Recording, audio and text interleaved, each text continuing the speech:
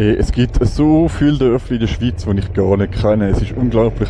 Schreibt gerne mal in die Kommentare, von wo das ihr kommt oder wo eure nächste größere Stadt ist.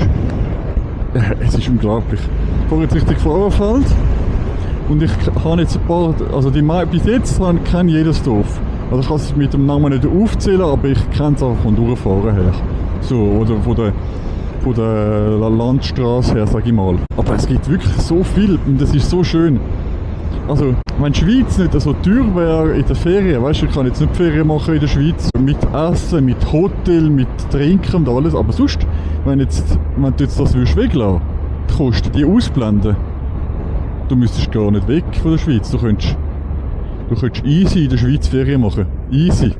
Es gibt so geile Orte in der Schweiz, schau mal, die Aussicht da. Da haben sie links die Straße neu gemacht. Hast du gesehen? Da haben sie links die Straße neu gemacht.